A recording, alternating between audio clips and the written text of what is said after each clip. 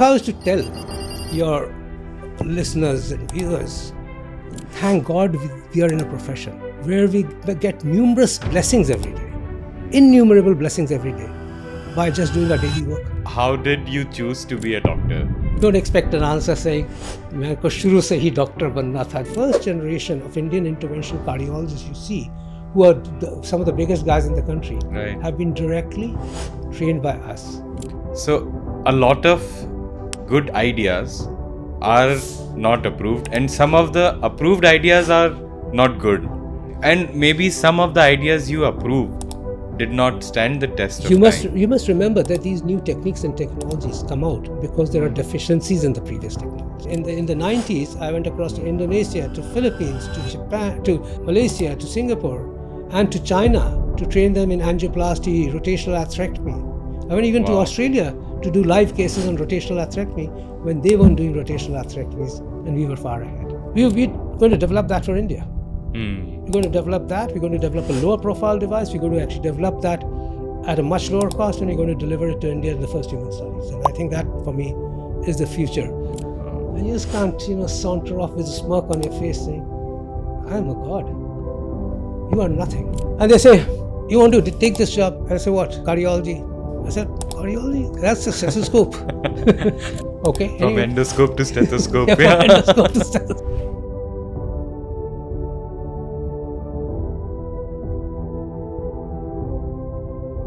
Hello everyone, welcome to daily docs, जहां white coat सिर्फ कहानी की शुरुआत है। आज के हमारे गेस्ट हैं डॉक्टर अशोक सेठ, the top interventional cardiologist of India, the chairman of Fortis Escorts heart institute. He is the one who brought a lot of novel techniques and actual procedures from outside to India. In fact, he invented a lot of new technique. He has more than 500 publications. He is the founder of many national and international cardiology societies. He has been awarded Padma Shri, Padma Bhushan and BC Roy Award from the Government of India. He actually has many international awards from Spain, from Nepal, from USA, from Singapore and many other countries. So let's quickly dive into the podcast and see what Dr. Ashok Seth has to teach us. So guys, please watch it till the end. There is a gift waiting for you. You have to comment and send us email to get that gift. Dr. Naman, pleasure to be with you. Thank you so much, sir. Sir, you have been at the forefront of interventional cardiology since so many years. Was there a moment in your life when you thought, okay, this is why I do what I do? Many moments in my life, I must say. Sir. This is a journey. And in this journey, there are numerous times you have highs and you have lows. Right. Interventional cardiology evolved in front of my eyes. But I was lucky also to contribute to that evolution and advancements of interventional cardiology over the last 35 years. Right, sir. So much of the progress has been truly fascinating, but also has been a part of my belief in a technique and technology which was nascent at that time. And if you look back 35 years ago, what we were doing almost seems crude and sometimes even looks unethical. So Science progressed so much. Right. And so you're right. Look back and say, thank God that I was a part of this progress, because today we do manage to save lives in those situations which were 35 years ago considered perhaps no options or no treatment. It's evolved well. So it's been a journey, and we can never say there were single facets to it where you say, thank God that I became an interventional cardiologist. Thank God. For that matter, I say, thank God I became a doctor. I would say that as the biggest. Not just interventional cardiology. If I was to tell your listeners and viewers, one important fact of life is they should never forget is, thank God we are in a profession. Thank God that we are in a profession where we get numerous blessings every day, innumerable blessings every day by just doing our daily work. Yeah, well said, sir. Yes. Just doing our daily work. We do nothing different. Right. Engineer को इतने नहीं मिलती, lawyer को इतनी नहीं मिलती, हम तो रोज अपना काम कर रहे हैं, एंड येट दुआएं कितनी मिलती हैं. And I think that's what we should remember all the time. Perfect, sir. Sir, let's start from the very beginning. How did you choose to be a doctor? This is actually going to be very funny. Okay. And don't expect an answer saying, मेरे को शुरू से ही doctor बनना था जब से मैं बच्चा था or something like that. ये No, दुआओं के लिए नहीं. not at all. My father is a doctor, and I was Okay. fascinated by the fact that yes, he was treating patients, and there were many people thankful to him. They would come, express their thanks and gratitude, and so on and so forth. And even in those days, in the 50s and 60s, with basic drugs, he was treating tuberculosis, etc., and certainly helping people, saving lives. But it was he who wanted me to be a doctor more than anybody else. Okay. And in a way influenced that part of my schooling in the 9th, 10th, 11th class and higher secondary to say, biology bhi leni hai, doctor zarur banna hai, maths ke saath biology bhi lo. And anyway, it was sort of destined. Which city are we talking about? I was in Bengal. I was in Durgapur at that time. Okay. My father was a senior physician in Durgapur steel plant. Okay. And as I did higher secondary, I didn't have the best of the marks. I still scraped through a first division. Scraped through, yes.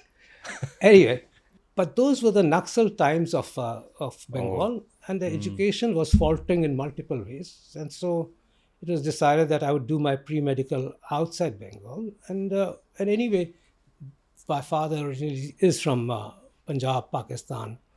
And so I was sent to DAV College, Jalandhar to do pre-medical. Okay. To be able to get into medical college.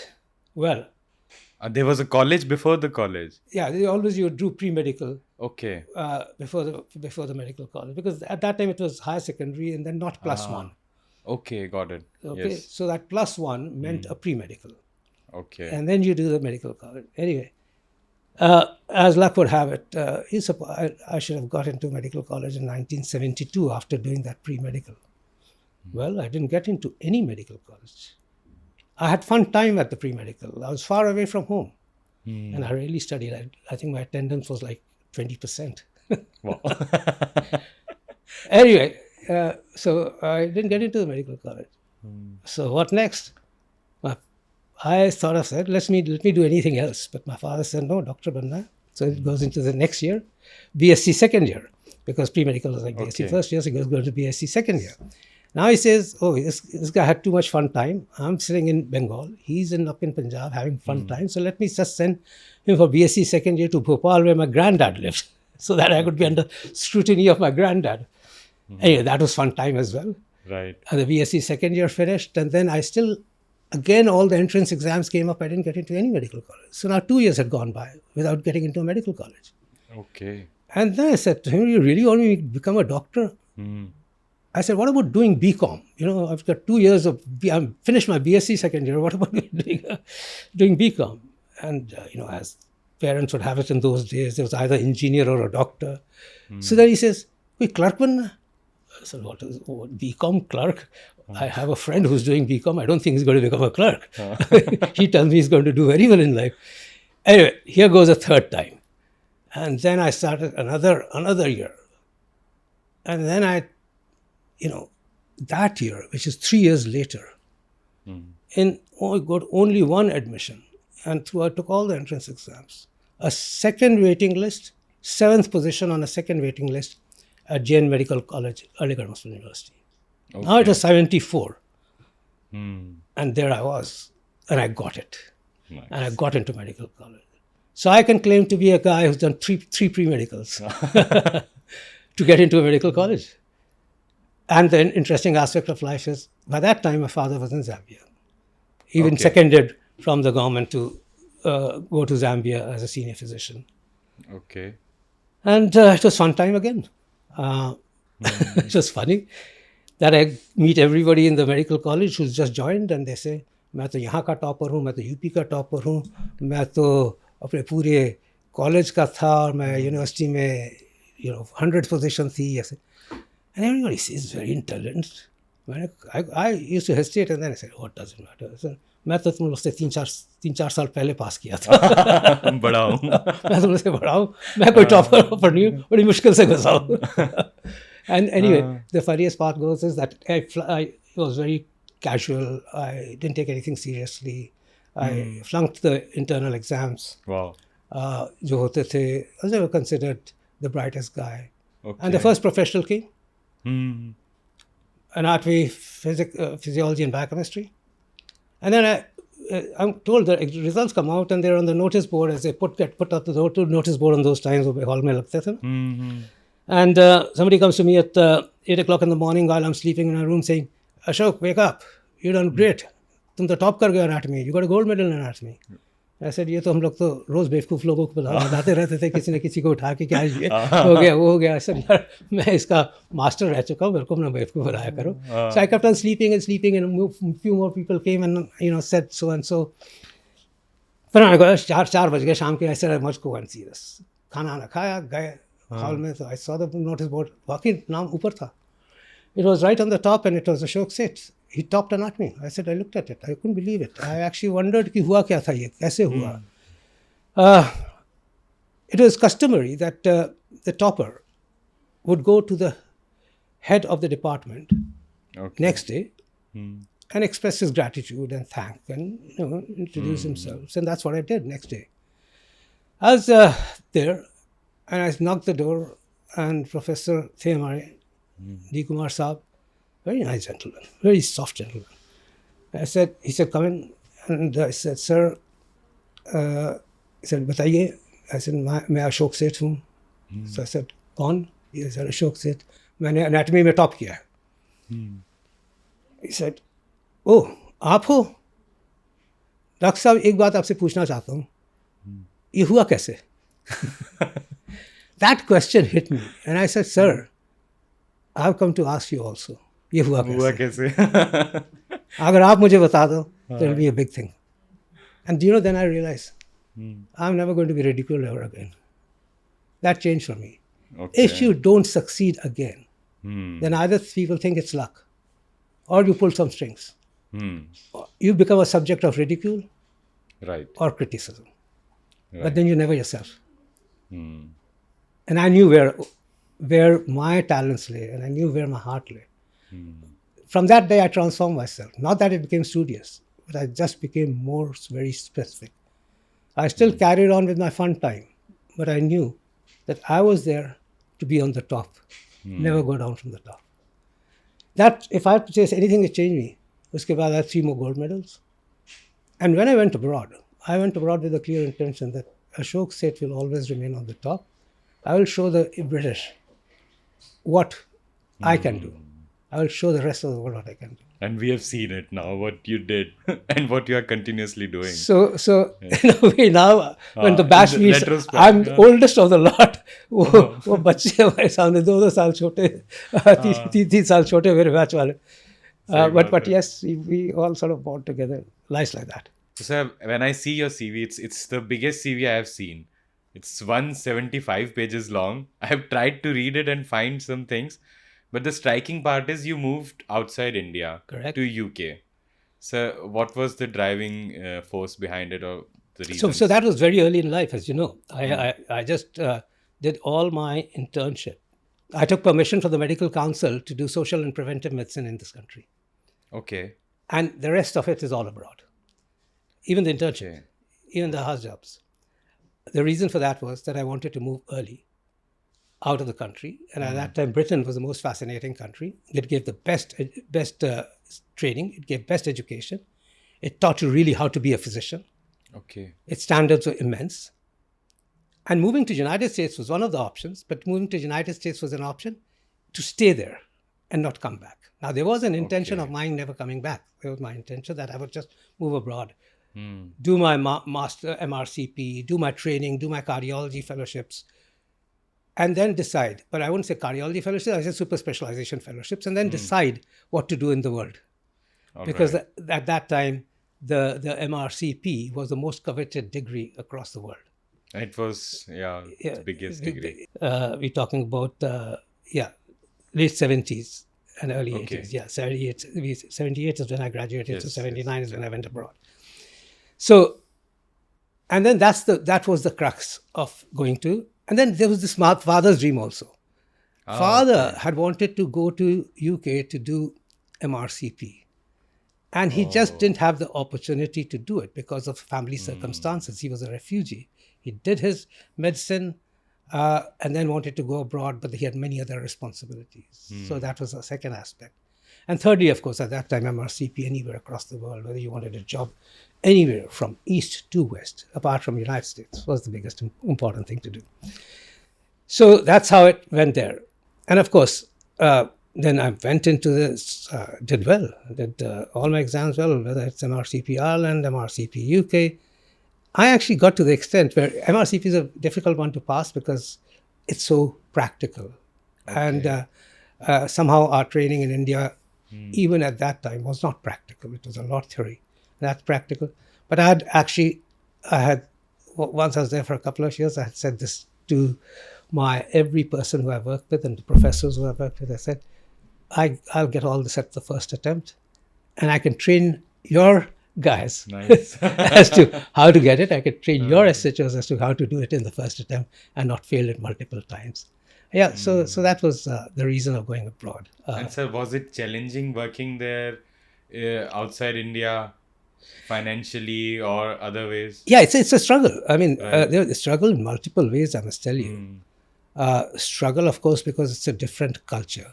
Yeah, culture. Yes. Absolutely different. It's a different mannerisms. It's different communication. But also at that time, far more than now, there was certainly the British Raj attitude, whereby, remember, you're talking about 79 and we just become independent. It was still the first generation of British who had been a part of British Raj.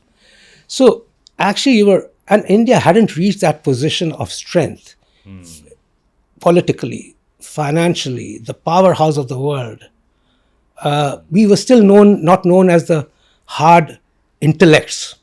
Remember? This was early days of transfer of people. In fact, many of the people who went to Britain were more of workers, more of laborers, or bus drivers, and so on and so forth.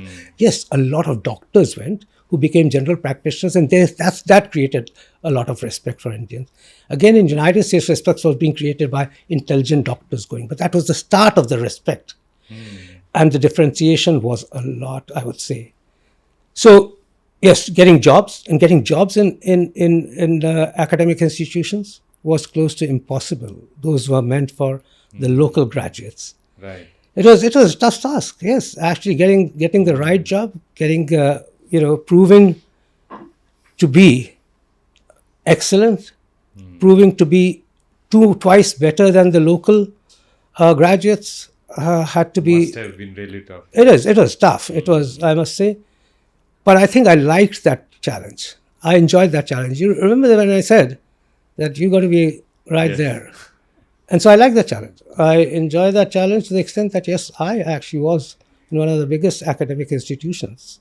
And in the start of it, I wasn't really loved by my professor. So I was at the Queen Elizabeth Hospital, Birmingham, which is the Birmingham University Teaching Hospital.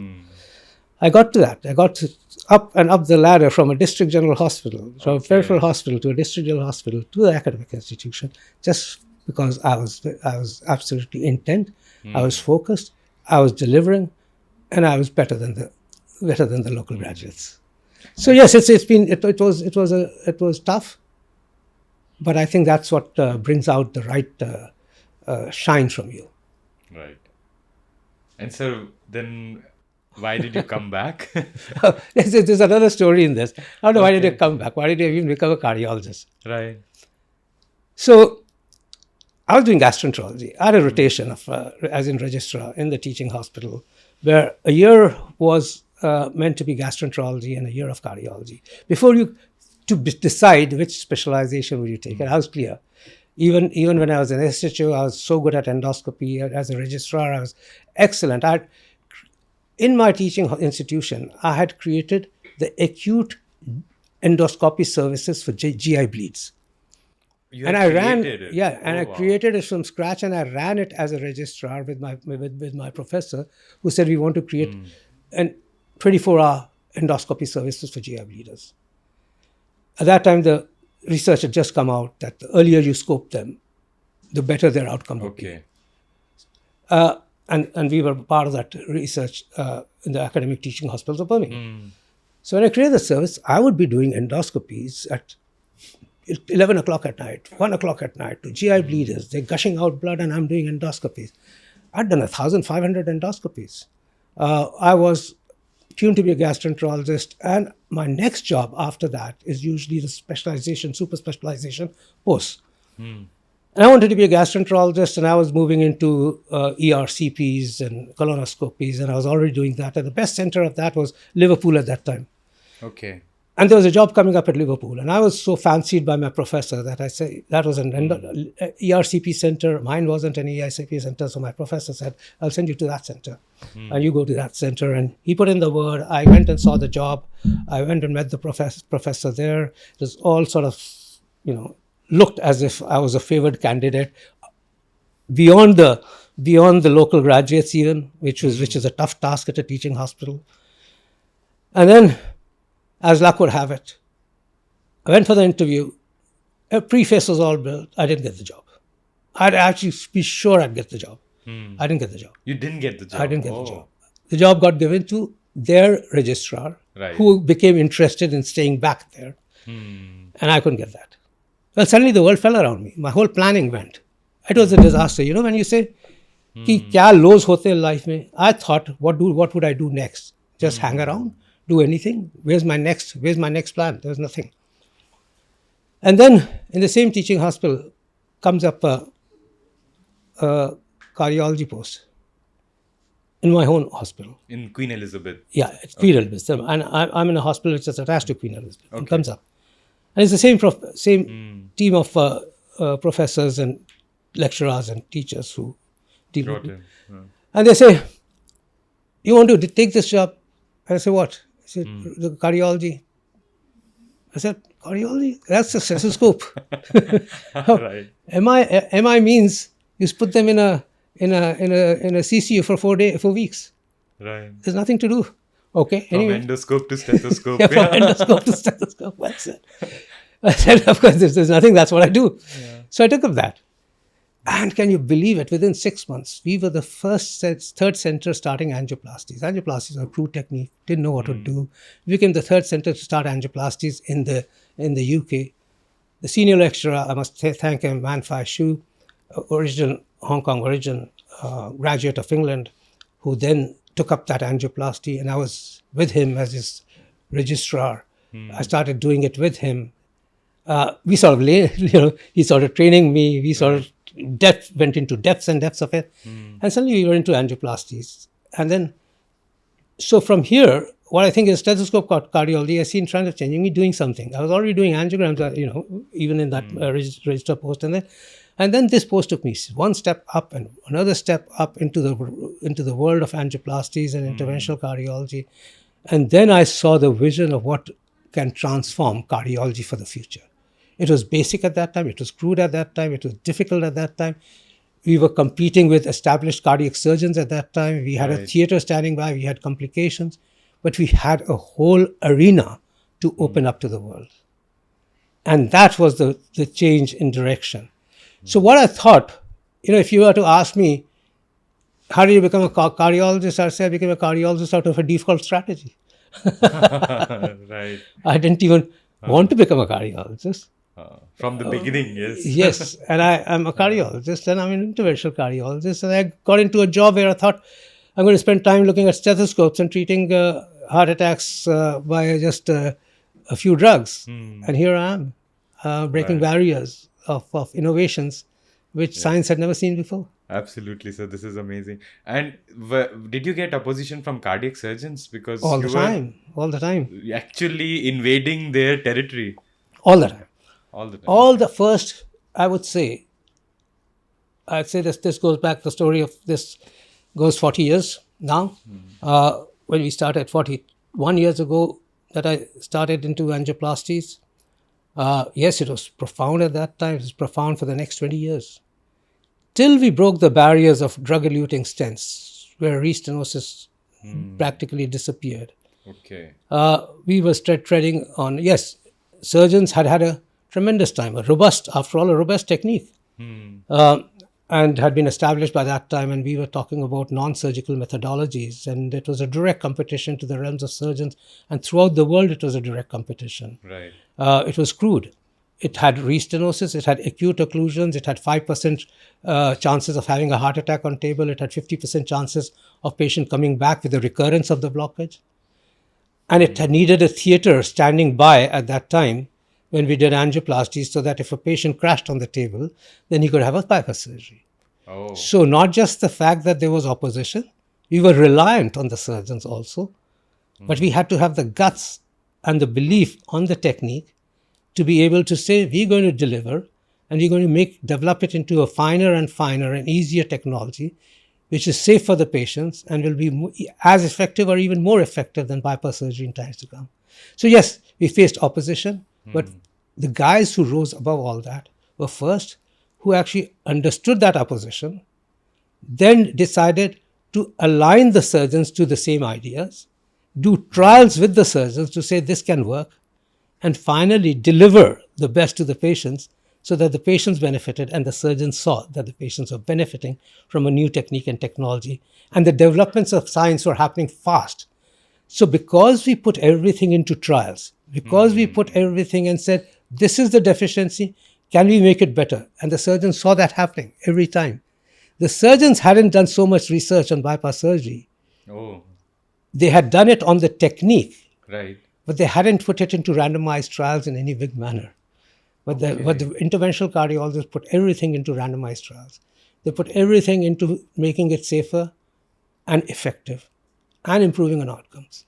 And therefore, I think at some stage, 20 years later, the surgeons and the physicians merged into a single thought process saying, let's develop science and technology together to be more minimally invasive. And that's why you see TAVI. That's why you see in many of the valvular and structural therapies now. It's a combination of surgeon and interventional cardiologists combining together over the last 20 years to say, let's do it together. After all, we got the same aims. The first 20 years were quite dissociated. And when you came back to India, it would have been even worse. Like, we were not at that level of UK. Then you had to develop it again, or how did it go? Yeah, then that's where the courage, guts, and delivering your skills and expertise came in. Yes, it was even more difficult.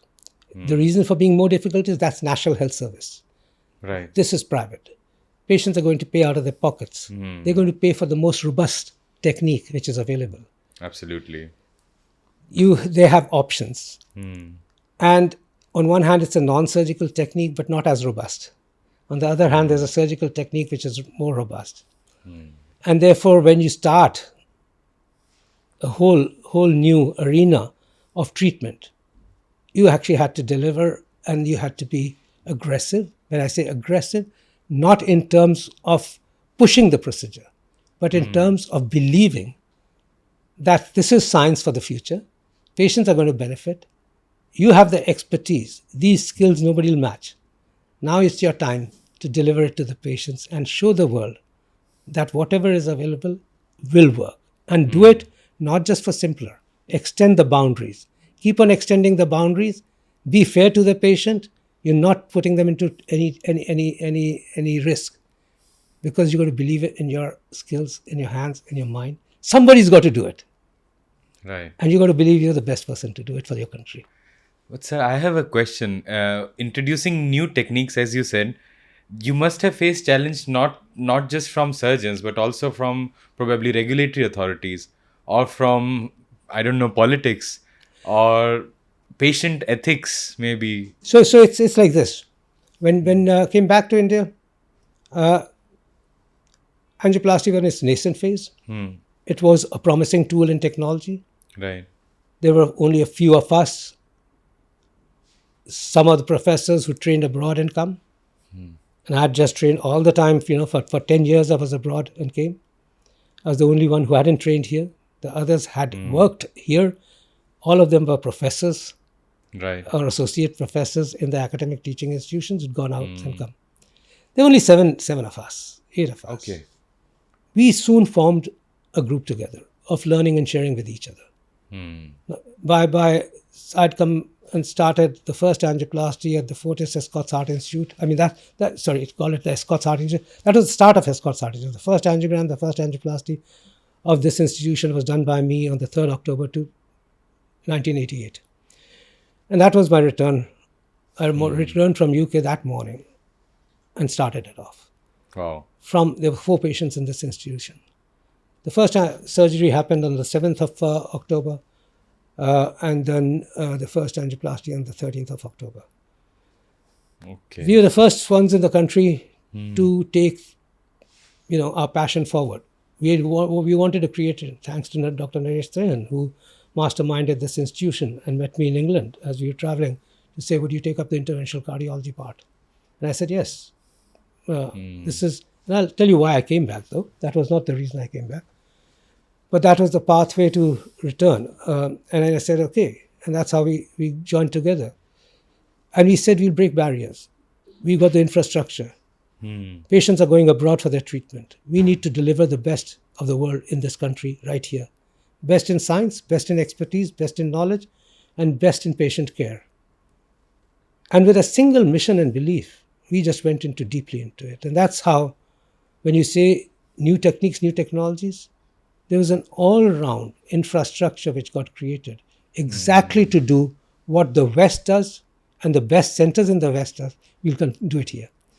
So it wasn't as if we were trying out things. We went, if there were a technique which came out in the West and looked promising enough to be delivered to the patient, I would go across, train, come back, and deliver it to this country as the first one to deliver it, because I knew that I was one of the best in the country.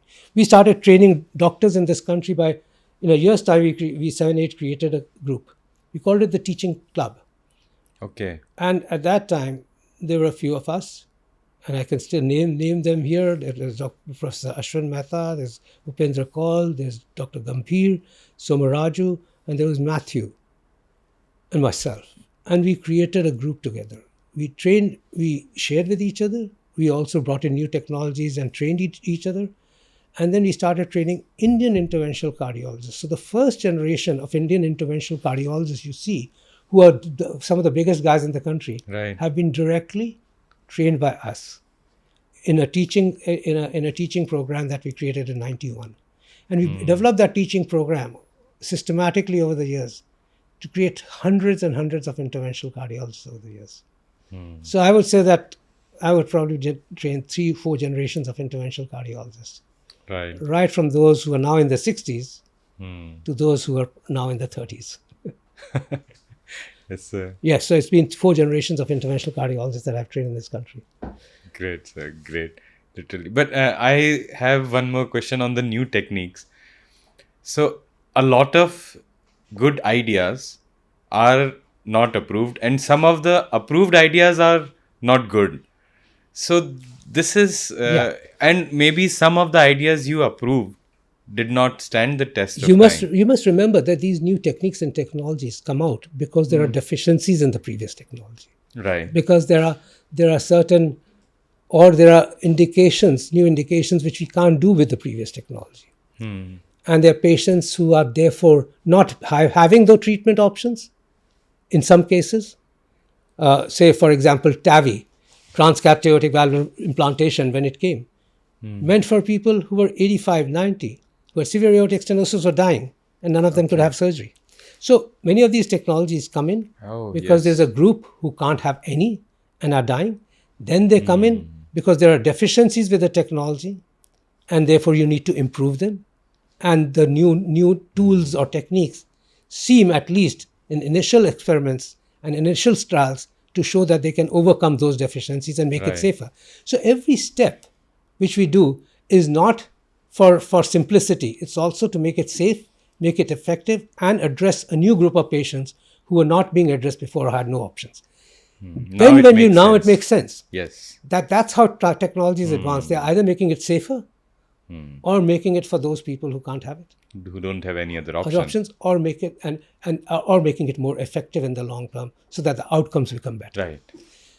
With that, you then have to define your path in those technologies. You can either wait and say somebody somewhere will come and tell me how to do it, or you say I'm the one who's going to go there, who's going to then deliver it to the country and deliver it to Asia. I mean, many of the technologies which I actually did, I trained. We were far ahead of the whole of Asia Pacific. In the 90s, I went across to Indonesia, to Philippines, to Japan, to Malaysia, to Singapore, and to China to train them in angioplasty, rotational atherectomy, I went even to Wow. Australia to do live cases on rotational atherectomy when they weren't doing rotational atherectomies, and we were far ahead. So yes, we were pushing boundaries from India, making India shine for the rest of the world, because we felt we could deliver as interventional cardiologists with our hands and skills better than anybody else.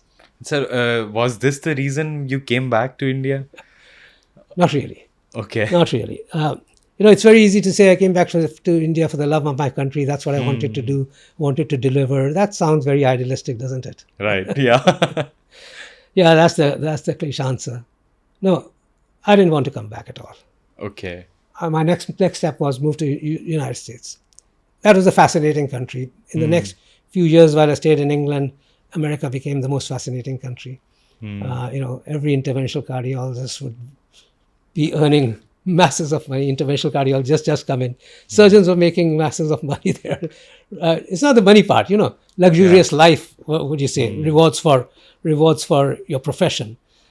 So surgeons were doing, Tremendously well. tremendously. Interventional cardiology was growing rapidly, and by the late 80s, you saw interventional cardiologists there, still in its nascent field, but they were, going around in massive Mercedes, living in mansions, and you say, well, return on profession is right there. And I would probably move for more for my profession there. And the only son of the family, what happens is उस वक्त तो you don't have these WhatsApp and video chats etc. वो phone coin booth होता था, उससे coins डालने पड़ते थे at the weekend and speak to the family. My mother wasn't keeping good health, and my father would always say that she's so unwell. It wasn't easy to even see her. And my father would say, you have one opportunity in life. Do you want to be with us and look at, or once he'd returned from Zambia and she wasn't keeping well, we had this 2-year dilemma around this, where my wife did not want to come to the country. She was 0%, I had 1%. And finally, speaking over the phone and putting coins and not feeling good about the fact that we're not able to see her, and is this the life going to be? And they were reluctant to move. Our parents are always reluctant in those days, especially to move to the West. Well, decided it had to be. I'll come back. I'll do it for my mother. So it's not the motherland. It's not the motherland, but it's the mother. Yes, sir. And yes, I did come back and was very unhappy for 2 years that I'd come back. The struggle, everything else, was not a happy situation. But I think, and I didn't feel good that I'd come back, apart from the fact that I was mother. But gradually that changed. Because then I got focused. I said, if I've come back, then I won't be a failure here. I'm going to transform this. Let's not cry about it. Yeah, and you made this better. That's so right. much So better. I said, then I'm going to make the best of what I have now. That's why the platform became important. That's why my meeting with Dr. Naresh Trehan became very important as we met abroad, to say he's going to create the best infrastructure. Right. I have the best abilities to deliver. My hands can deliver. My mind can deliver. Let's just partner it together and let's do it. Great. So we created one of the best centers, one of the best centers in Asia Pacific, you say. And this is why this center is so historic. Right. So when you started this journey in the early days, and I'm still stuck on the new technique ideas, but did any of the ideas fail? Do you remember some techniques that failed? A lot of techniques did fall aside. And gradually, every previous technique fell aside because new technique came, which was better. Firstly, we want to understand that. It was balloon angioplasty those days, just blowing up arteries with a balloon, high complication rates, recurrence of the blockage, everything. Came in stents, metallic devices, which we put inside the arteries. Now metal being put into the arteries, the first thing which started happening was this metal started clotting up. Right. Then we had to find out, how do we prevent this clotting? We overcame that clotting, so that became the next step of next. Okay, now we started implanting these metallic things. They stopped that acute MI situation acutely and with surgical standby and all that, which used to happen. It started making angioplasty safer. But then what was the next step? Recurrence dropped from 50% to 30%, but there was still 30% patient coming back with blocked arteries within 6 months. Then said, where do we go next?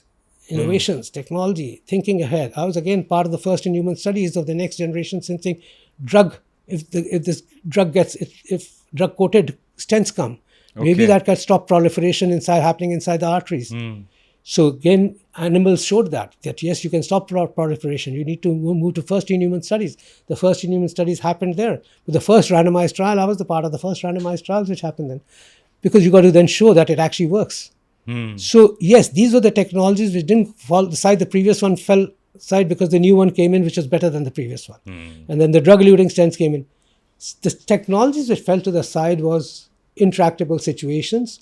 Like certain technologies didn't fall to side at all. Certain did. What TMR. For blockages which could not be opened by any methodology because it was diffuse disease process. Right. Surgery wasn't possible, angioplasty wasn't possible.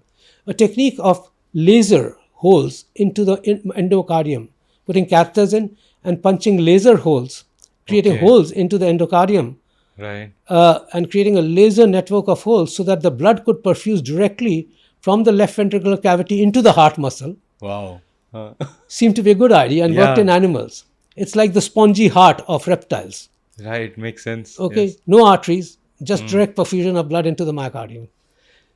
So I was the fourth center in the world to start percutaneous laser revascularization, and the surgeons also started it doing on the table for diffuse disease processes. They could bypass a couple of arteries, but then the diffuse arteries which couldn't be blocked, they would punch laser holes. And I started doing it as the fourth center across the world, punching it in the cath lab, putting in laser catheter into the LV cavity, and from inside punching in holes around, creating a network of holes into the endocardium, of course with the risk of perforation. Yes, of But course. these were intractable anginas. We did a lot of cases, showed some improvement, but randomized trials showed that there was no improvement in symptomatic status. Perhaps it was a placebo. So that fell on the side. Okay. So there was, but those were techniques which were meant to.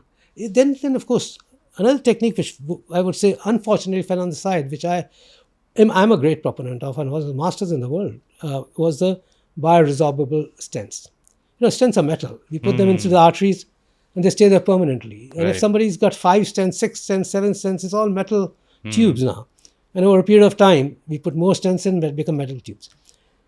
Well, we had to find, can these stents be made of a material which did its job in the first 6 months, delivered the drug, kept the artery open, and then disappeared over the next 2 years and dissolved over the next 2 years. Yeah, that stent came along out of 10 years of research, bioresorbable scaffold. And I was part of I did the first implant of that in Asia Pacific because I believed in that technology and science. Yes, I actually then did part of the randomized trials. I did the biggest registry thereafter. And I was probably the biggest proponent of that to the extent that, and my results were tremendous with that device. I mean, it helped loads of youngsters and younger people. It's a stent which disappears. Right. And I had patients which had 5 stents in. I revascularized their arteries and 5 years later, nothing's there. It's all arteries gone back to 10 years ago, 15 years ago. This is from the 2000, we are talking about from 2010 to 2018 phase. Okay. We called it the 4th generation of interventional cardiology. The first generation being balloon angioplasty, the start. Right. The second generation being the metallic stents, which were still not drug-eluting. The third was the medicated stents, the drug-eluting stents, which transformed the whole science and made angioplasty a major therapy for coronary artery disease. And then the bioresorbable scaffolds. If the metal disappeared and there was nothing, then you transform the arteries back to 20 years ago. And can you believe, I trained people around the world. I did meetings here. I actually published data. I devised techniques for it. I was a part of the leadership of this bioresorbable scaffolds across the world. I was also invited, the only time ever an Indian's been invited to FDA. Yes, I read to present that data for its approval in United States. When FDA approved that, That's a big it's a honor, town hall sir. held in a Yes. single day. But FDA looks at the trials which are done in United States, the pivotal trials, and then in the afternoon has experts, only 3 experts from across the world, and then public also, and then other scientists. I was the only one. It got approved in the United States that day. There were a few deficiencies with the device. Our results were great. It's just that when it went to widespread use, average interventional cardiologist couldn't implant it safely enough. And so it had a slightly higher clotting rate, which they did not foresee. And therefore, that led to a bit of disrepute for the device. And it was more a company's decision, because they had expected it to replace metallic stents completely. And so much of science and research had gone into it. And if it wasn't replacing it completely, and it just became a niche device, it didn't become profitable for Abbott Vascular to take it forwards. And therefore, that's why it got cancelled. We still have an Indian stent. By the way, I was part of I knew that the deficiency of the device was thick. And the next step was to just make it thinner and make it more effective. And the thinner the device, the less clotting would happen. Okay. And there are better clotting agents now, etc. So in India, we did create a thinner device. By the way, I was a principal investigator of that. I was the first in-human investigator of the Indian bioresorbable scaffold. It's called the MIRAS. I'm privileged to be part of that 1 year and 3 year data, which got published, of the Indian bioresorbable scaffold for the first in-human study. So I think we have progressed in science and our understanding in contributing to science. So I wouldn't say it fell apart, but I said it got withdrawn by the company, but the whole world still sees the future in saying there should be no metal within the arteries, and we're working towards that. Nice. And sir, what after 2018? Fourth generation is done now? I think that the other part is the structural therapies. You've heard of Transcath aortic valve implantation. Yes, only after seeing your CV. Before that, no. So pushing the boundaries wali baat hai. Yes. My friend Alan Krabir, who actually devised the Transcath. The Transcath aortic valve implantation means replace aortic valves without open heart surgery. Exactly. And that is unthinkable. It's like for us a knee replacement with arthroscope. Yes. Without even arthroscope. To that matter. Right from the no cuts, just replace it. Yeah, you're right. Yes. Knee replacement through an arthroscope. You're absolutely right. So how do you do that? And the father of Transcath aortic valve implantation was Alan Krabir. Sadly, passed away earlier last year. Great friend of mine since England days, 87. When I first went to him, because he devised balloon valvuloplasty at that time of aortic stenosis. And I said, okay. So I went to him, spent a week with him in France, Rouen. And became great friends, 87. And I learned balloon aortic valvuloplasties from him. In 2000, and then I created a course with him where I had regular exchange of fellows from him to here. I was doing fascinating work, and from me to him. And a number of my fellows would go across, spend time with him. In 2000, when I was in Rouen, he told me he's going to replace valves without surgery, and I couldn't believe it. And I said, tell me how. He said, I won't tell you. I said, really? And then in 2002, he transformed the world when on a no-option patient who was refused by surgeons, severe aortic stenosis, heart failure, he replaced the valve non-surgically by mounting it on a balloon and then expanding it, putting it through the artery, getting to the valve, and then implanting it there. That's how it works. Okay. These are crimped valves, just like stent on a balloon. At that time, it was still a larger balloon. And he saved that life. That transformed the whole field to believing that valve replacement can now be non-surgical. Wow. Of course, that technique got refined. In 2004, a second type of valve came, a self-expandable valve. It's compressed, goes in, low profile, goes across the diseased aortic valve, and then you unsheath it and it opens up. High radial strength, nitinol. The first in human study, I was a privilege to be a part of it. The first implants in the world happened with me.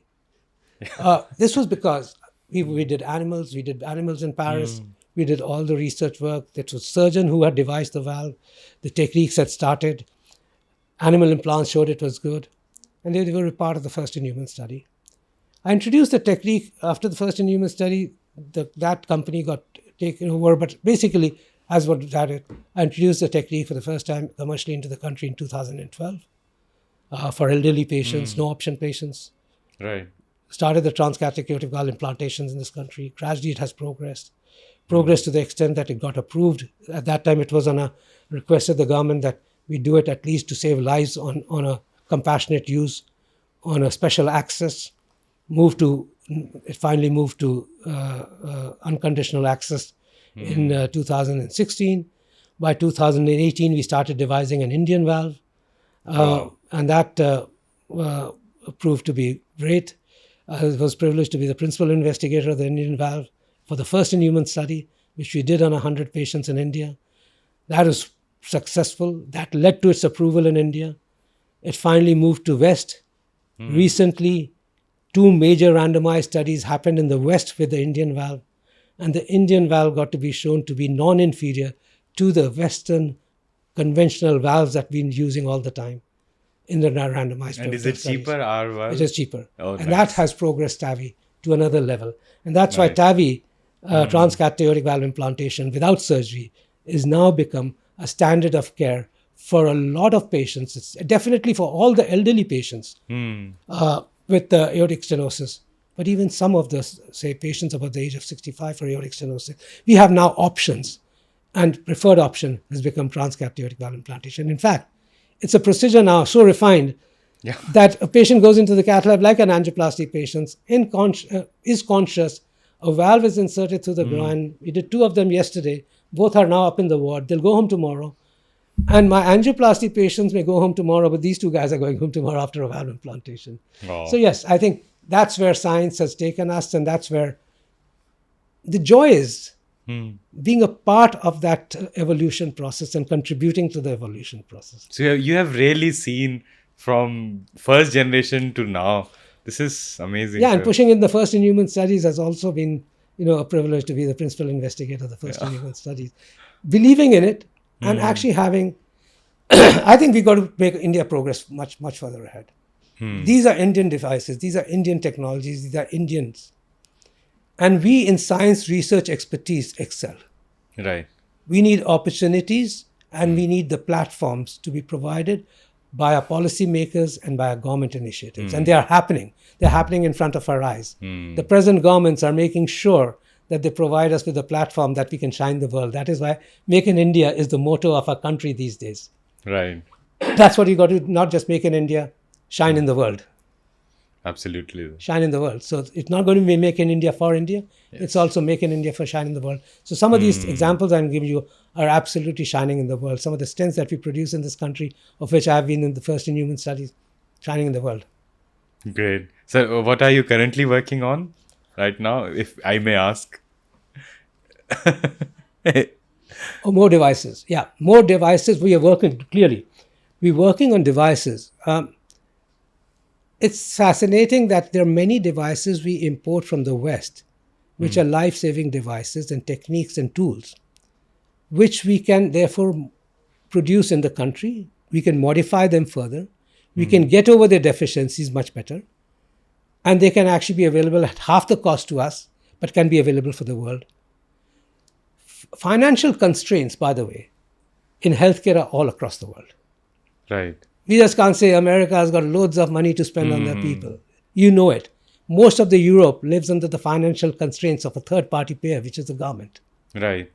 Most of US is under for financial constraints because the third-party payer is still an insurance company which is not going to pay enough. And the rest of the world, there's a whole load of rest of the world which hasn't even got availability of basics, let alone advanced high-tech care. India is also suffering from the fact that many of our people cannot afford that high-tech care. We need to decrease the cost, and we need to decrease the cost by innovations from this country. And these innovations can be from start to scratch, which is far more difficult, or modify the innovations of the West to say, how does it suit our own people's needs? How does the deficiencies of those techniques and technologies can, with our intelligence and brain, be overcome and be made safer and more effective, which takes much longer for them to do and makes it easier for us. Take that substrate, make it better, make it more effective, make it for our Indians, and then prove that it's better than the West. Right. Or at least non-inferior to the West. Absolutely. So which country do you think... So when you talked about the technologies that we're working at, we're working soon on a new way to treat aortic stenosis. It's a reducer type device. All these are again a part of the first in human study, which I presented to the DCGI. 3 months ago. We enrolling patients into that. This would be without replacing the valve, but still to treat aortic stenosis. Won't tell you more about it. We're looking at mechanical circulatory pumps. There is an Impella device out there. Yeah, you have published. Oh yeah, I was the first one in Asia to do this mechanical circulatory support 17 years ago. When I sometimes laugh, this is the most used device for support of patients in shock, in bad LVs, in doing angioplasties in high-risk patients. It's just a small pump which goes through the femoral artery and sits in the heart and pumps blood up to 3.5 liters a minute. And it's a percutaneous device. It's inserted in the cath lab. And it was in its very nascent phases of being used in Germany and was under trials in the United States when it became available to us, and we started saving lives of shock patients, doing angioplasties in those who could otherwise not have surgery or very high risk for surgery, and saved their lives. And by that time, I was the first in Asia. But by that year, 1977, we'd become, we're talking about 2007, 17 years ago. Yeah, we'd become experts at that time. America was doing its fourth patient by that time in a trial. Okay. And the biggest meeting in the world, called the TCT in the United States, invited me to demonstrate this device to the main arena live. I've done more than 150 live cases transmitted from here all across the world to teach and train in technologies. To the biggest meeting in the world, I was demonstrating to United States and to 10,000, 15,000 interventional cardiologists how to use this device from India. I was transmitting at 12 o'clock at night, very high-risk cases who were surgically turned down. They had no options. The ejection fraction was down. And they had no option apart from have angioplasty under an Impella support. Well, it was a good demonstration. I'm just saying that patients lived, they survived, they did well.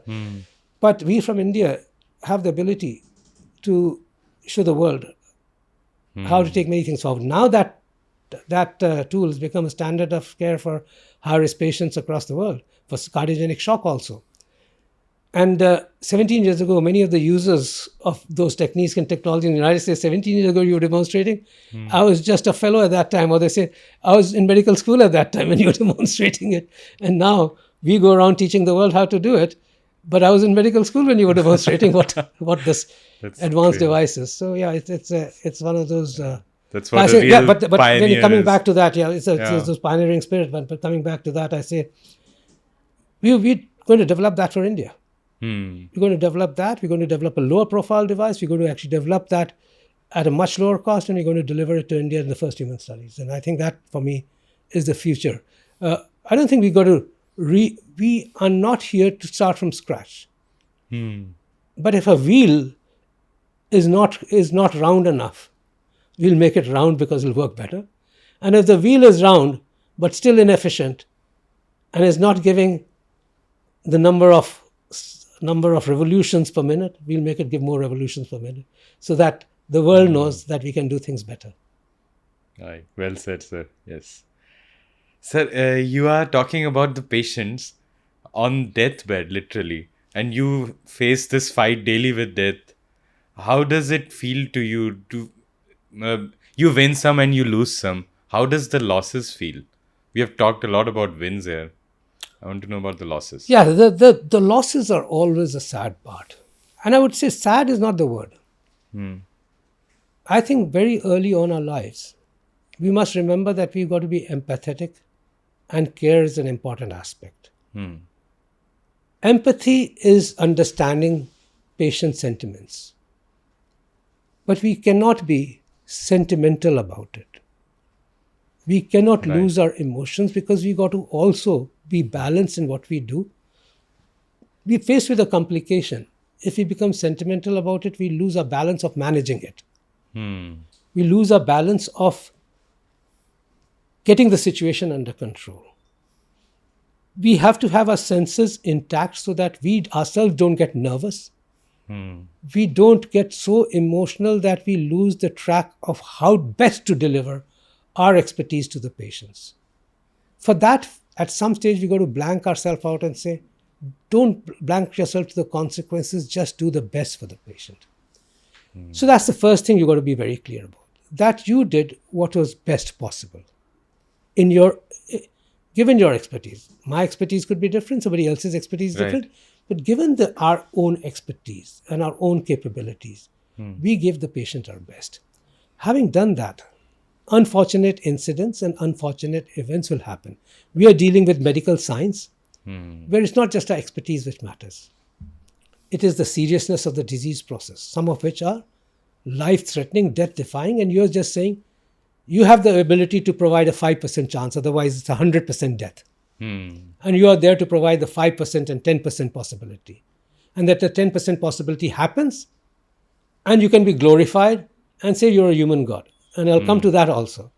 Or the patient may pass away, and you got this bad news to deliver. The other possibilities can be, it's a condition which has no options and no treatment. Thirdly, it could be a complication, which was most unexpected. Right. And that is again a human body. You can keep on doing the same thing 1,000 times and the human body responds. The same balloon blown up at the same atmosphere pressures inside the coronary artery, suddenly the artery ruptures. And then they say, suddenly the patient is dying in front of you and say, but I didn't do anything wrong. I did the same thing as I did in the previous 1,000 patients. And yet this happened to him. So we don't understand this human body. It's very important to understand that you gave your best. Then it is the empathy part of it. You have to deliver it. It's the longest walk, I can tell you. It is something that you have to face. You know that there are relatives. The relatives are going to be distraught. They're going to be having a lot of thoughts in their mind. The thoughts are going to range from saying, was it the right thing? Did we have the right treatment? Did we have it from the right person? Did something happen inside which was neglect? Did something happen which shouldn't have happened? There would be many questions. Those are all natural. Face them with empathy, face them with bravery. Hide nothing. Be there and square. Understand their feelings. There's no confrontation. Their relative has passed away. Right. You're a part of the remorse. You're a part of that grief. But in that point, you're also a part of conveying to them in an appropriate manner what has finally happened, with clarity, with frankness, and be with them. Now, supposing it's a complication which hasn't led to a death, but it's still a life-threatening complication which you have to salvage. Right. Then be there with the patient for whatever it takes, till whenever it takes. They have to know that you delivered the best. If the patient survives after 4 days, because you were there, your team was there, you were there day and night, you did not neglect, then they're reassured by the fact that even if the patient passed away, there was nothing that could have been done because you were always there. And if the patient survives and they say you saved him, never think yourself as human God. Never ever believe.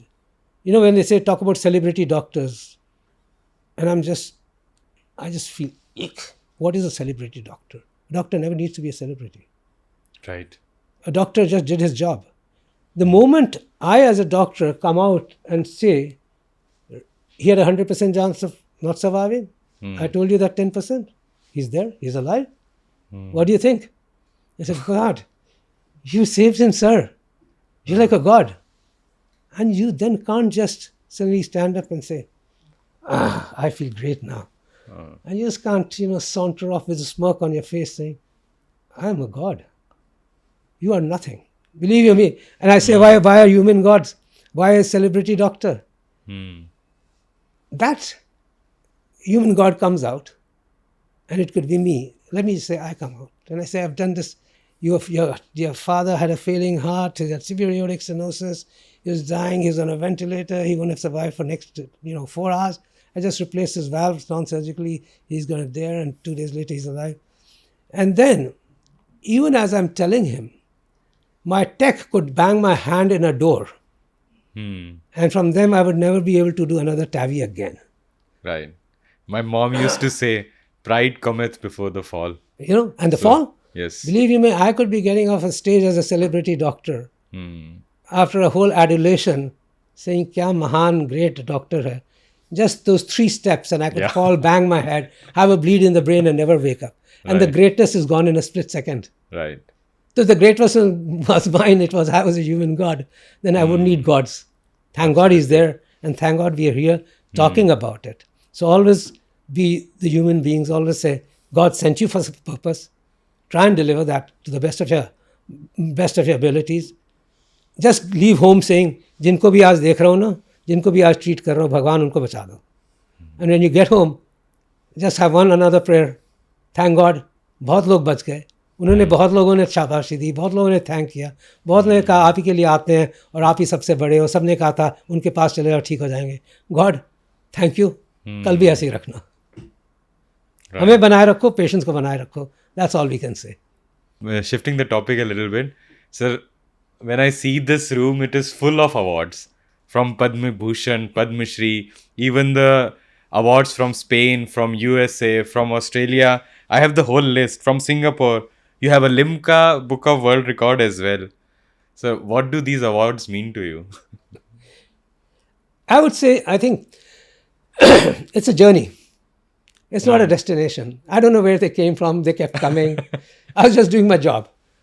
And I was just doing it very efficiently and very focused. I probably worked 25 hours out of 24 for most of my life pre-COVID. It's only COVID which slowed me down to say, what have I done? And then I started seeing people around me.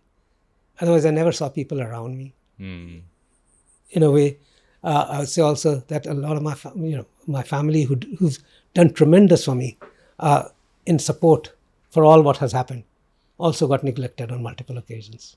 Right. Because for me, it was a very focused approach, which is patient care, patient satisfaction, patient outcomes. Even a patient, anything going wrong with a patient, be it a wound not healing would hurt me till it healed, even though it was not life-threatening. So perfection became my main motto. Excellence, just delivering the best, being the best. So these awards just kept coming by. But the awards which mattered, there are 6 doctorates out here. Yeah. And 6 of the big, the most. I think, this journey has been incredible because I never saw this journey till I actually look around myself. Till I look at the CV, till I look at somebody saying, ki aapke samne, I can't believe I'm sitting in front of you. And then I say, I think he's got it all wrong.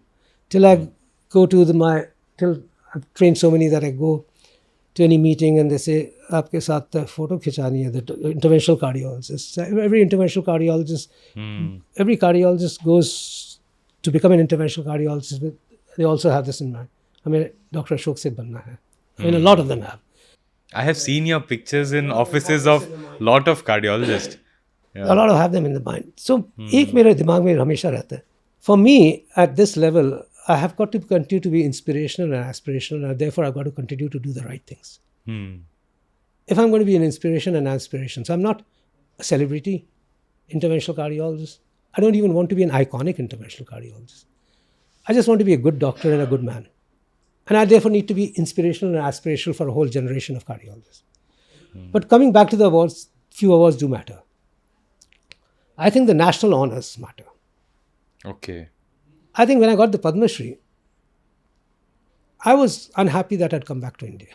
I told you that. For 2 years, I just felt I'd need to go back. And my unhappiness clearly reflected in the eyes of my parents who felt at some stage that they had forced me to come back through emotions. Right. Making me sacrifice a life abroad, which could have been at that time better. I mean, theoretically, in 80s and 90s when nothing was available in India, हमें तो यहाँ पे projector भी नहीं मिलता था, I mean, nothing was available. Air conditioners हम England से लाए थे as a transfer of residence, कि यहाँ से air conditioner भी नहीं मिलते थे. You pick them up from the duty free. Oh. The only car available here was a Maruti 800, non-AC. AC Maruti 800 के लिए भी आपको foreign exchange देना पड़ता था, जो अगर बाहर से आप transfer of residence के लिए लाते थे. अच्छा. So there was no reason to return. Right. India, of course, is now the powerhouse. I think every doctor who goes abroad for training should return back to the country.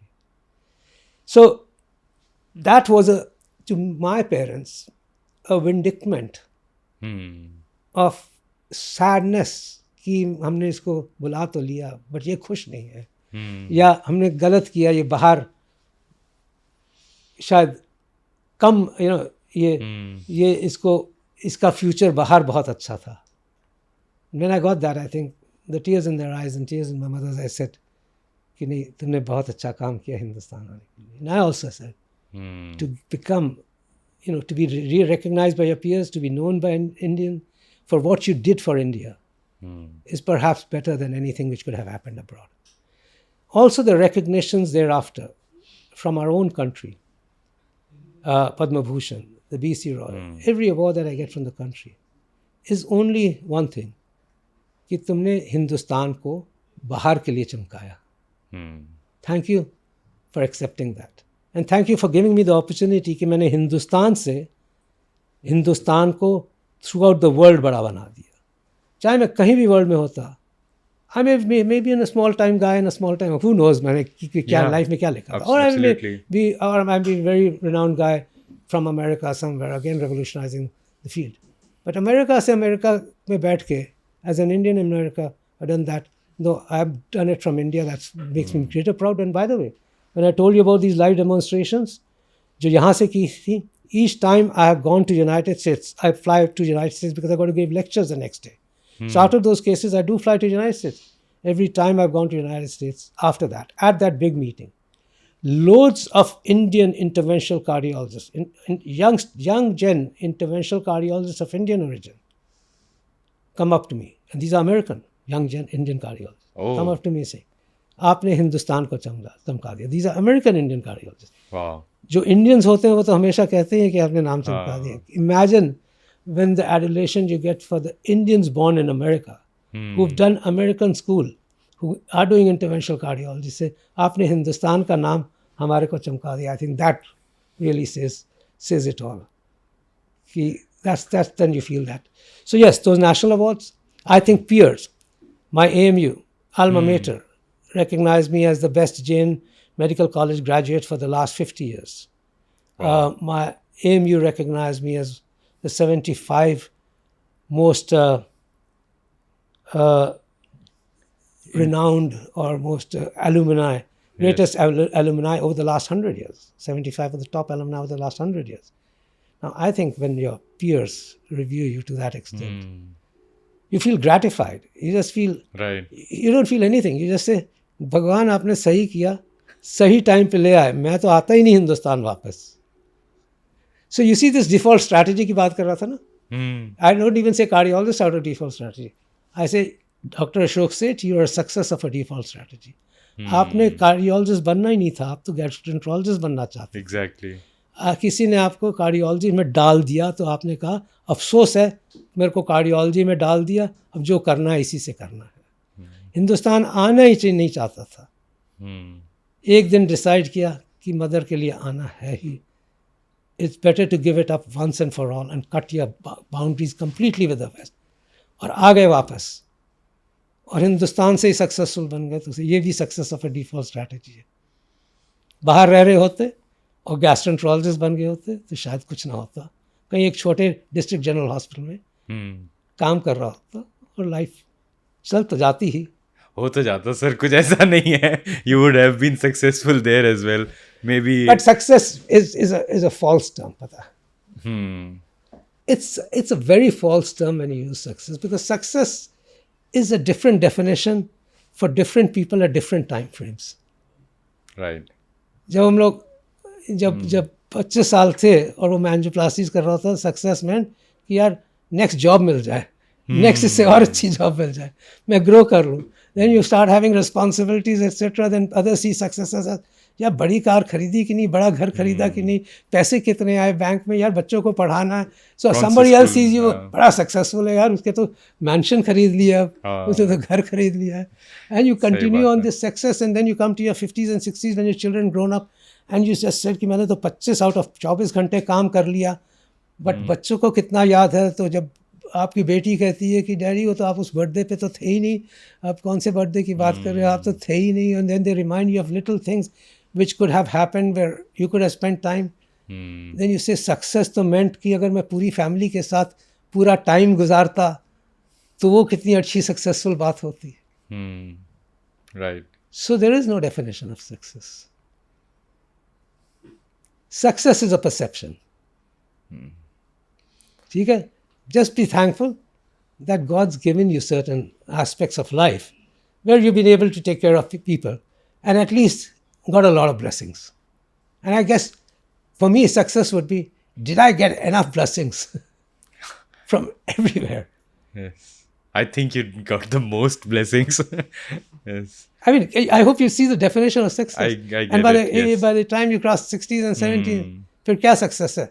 Success is seeing your whole family and seeing this thing and seeing them, and then seeing how many people you trained. Yes. How many people you assisted, how many lives you changed, and how many happiness a joy you gave to whom.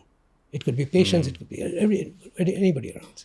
So you have trained more than 500 cardiologists, or maybe much more than 500. Do you know, or do you have a favorite student who actually rose up to your reputation and you are proud of him? Yes, I've trained numerous interventional cardiologists, not just in India, but across the world. And I've got my trainees out in most of the Asian cities, Asia Pacific. And Bangladesh got 50 interventional cardiologists, and the whole interventional cardiologist infrastructure got trained by me as fellows here, year after year after year, as 2 interventional cardiologists. Most of the leading interventional cardiologists of Bangladesh have been trained by me, and it goes to Malaysia, it goes to Singapore, it goes to other countries, and India, of course, Eastern Africa.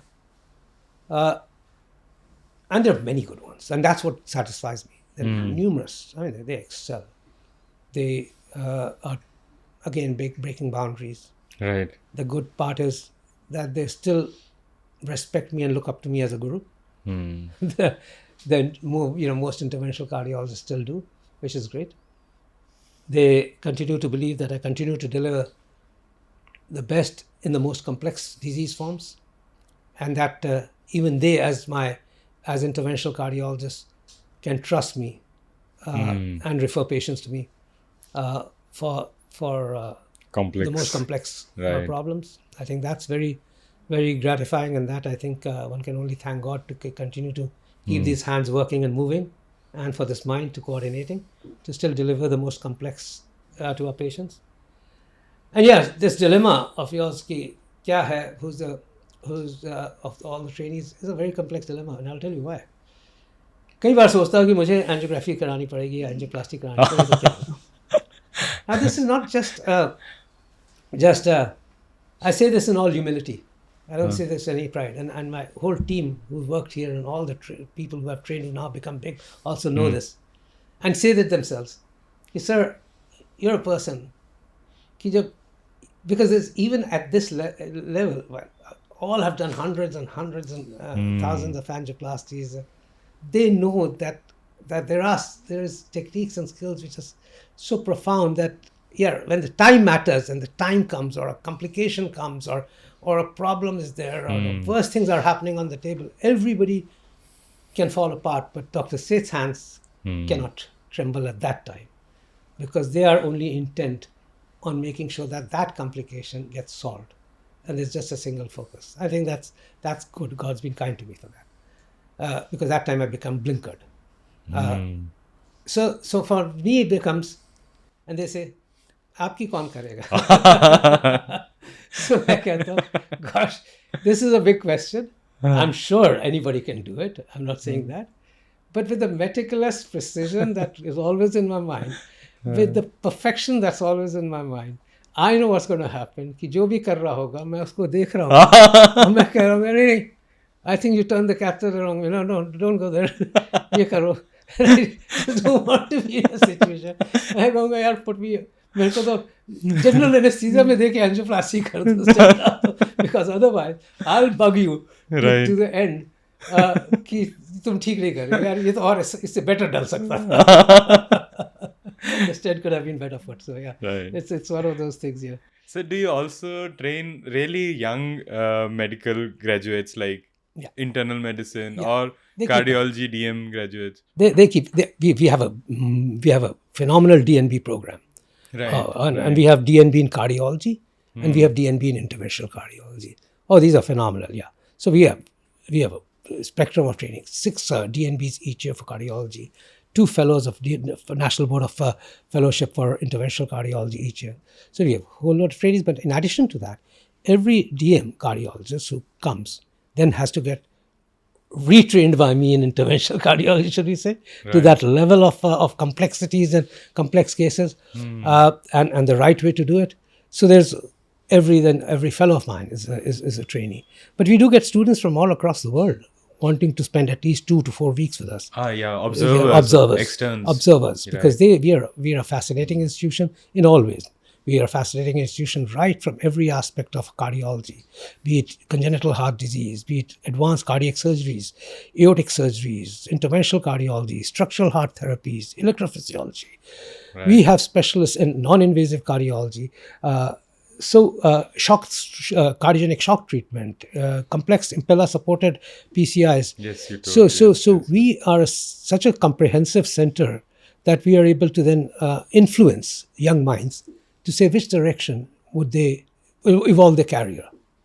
And so, when you are taking up a candidate to train, not necessarily through these programs, or maybe for Observe, are there some qualities you look for, or what do you look for in a CV which is not as big as yours? The purpose to ask is, what are the things in a CV? Yes. Okay. It's not just the CV. It's the passion behind what the person's doing. Okay. It has to flow from the heart. Right. So, see, the first thing is to be a good doctor. And to be a good doctor means it flows from the heart. And you know when a doctor is talking to you, I'm not looking at his specialization, I'm not looking at his expertise, I'm not looking at that. That I can develop, that I can train. But I won't be able to train his real reason for firstly coming to me for a job, and what is his long-term vision. So for me, the next question to him becomes, सोच लो मैंने तुम्हें train कर दिया, सोच लो तुम train हो गए, इसके बाद क्या है? If he hasn't thought out his life ahead, if he says कि मेरा तो मकसद है कि फिर मैं जाके प्रैक्टिस में बैठ जाऊंगा और फिर देखूंगा कि कहाँ अच्छी जॉब मिल रही है. I know that he's got a path, but I could train him. But then he hasn't got the mission. Path के साथ mission होना ज़रूरी है. What was my mission? My path was not that I had a private center में जहाँ पे develop करके मैं और पैसे कमा सकता हूँ, क्योंकि मैं तो बाहर से आया था और मेरे को पैसे बनाने हैं. My mission was, I have an infrastructure where I can deliver to our Indians what has never been delivered before, because you're going to deliver the best. ठीक है, so एक mission है. It was a mission and a vision. The person has to have a mission vision. That has to come out from within him. If he tells me that his was कि वो जिस शहर में पैदा हुआ था, small शहर, वहाँ पे अभी तक कोई cardiologist नहीं आया है. He wants to go there and he wants to be back there so that he can treat patients. That sounds like a mission. Right. And that's why he wants to develop himself. So for me, that mission is more important. The second aspect is that he's enjoying his work as a doctor. Not as a specialist, he's enjoying his work as a doctor. He believes he came to the right profession for the right reason because he's a doctor. Just exactly like I told you. And finally, he's really got to be committed. Commitment. If you got those three, there are enough qualities which make you, when you say the path that an ideal doctor has to tread. But for me, these become important. So it's not the CV. It's not the number of awards. It's absolutely his mission, his zeal, his commitment. And that's for me what matters. Right. I can then transform him in any direction. So if you were, it's now it's a reflective kind of question. So imagine you were 25 years old today and you want to be the next Padma Bhushan, Padma Shri, Ashok Seth. What are the steps, or what would be your path in your head which a lot of our viewers can take inspiration from? The first thing I would say is, you never aim for a Padma Shri or a Padma Bhushan or an award. That is not a part of why you became a doctor. Right. And that's neither a part of your journey. It's neither a part of your destination. It's a part of a recognition which came out of what your journey is about. And the journey has no destination. The journey is excellence. The journey is excellence in patient care. Now, I'm going to guide you of two things in this whole question you asked me. What is that path that you create? Okay? So, our path exists as a doctor in 5 C's. Okay. Commitment. We come into this profession with a commitment. 24 hours can be less for us in committing it. So that's very clear from my beginning in my life.